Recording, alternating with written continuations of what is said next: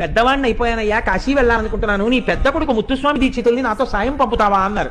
ఆ రోజుల్లో కాశీ వెళ్ళడం అంటే కాటికి వెళ్ళడంతో సమానం, అందున పెద్ద కొడుకు, నేను పంపనన్నారు. తెలుసున్నటువంటి జమీందారు ఒక ఆయన అన్నారు, విశ్వామిత్రుడు రాముణ్ణి పంపమంటే దశరథుడు కూడా ఇలాగే మాట్లాడాడయా, పంపినందుకు ఎన్ని విద్యలో నేర్పి పంపాడైనా. చిదంబరనాథ శాస్త్రి గారు అంటే సాక్షాత్తుగా విశ్వామిత్రుడు లాంటి వాడు, పంపవయ్యా అన్నారు. ఆ చిదంబరనాథ శాస్త్రి గారు ముత్తుస్వామి దీక్షితుడిని తీసుకుని కాశీపట్టణానికి చేరుకున్నారు. 5 సంవత్సరములు రోజు గంగా స్నానం, కాశీ విశ్వేశ్వరుడి దర్శనం, గురుపాద సేవ. సంగీత శాస్త్రంలో ఎన్ని విషయాలున్నాయో అన్నీ నేర్పించారు ముత్తుస్వామి దీక్షితుడికి.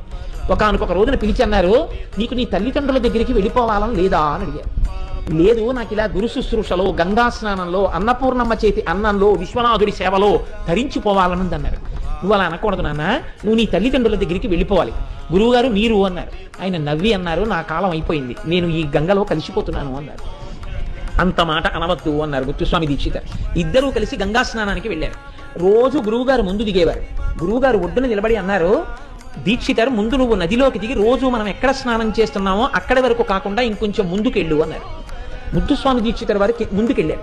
ముందుకెళ్ళి నా కాళ్ళకి ఏదో తగిలింది అన్నారు. ఏది తగిలిందో అది చేతులతో పైకెత్తు అన్నారు. ఆయన వంగి చేతులతో పైకెత్తారు. గంగా నది ఆయనకి కటాక్షించిన ప్రసాదం, ఒక వీణ దొరికింది ముత్తుస్వామి దీక్షితుడికి.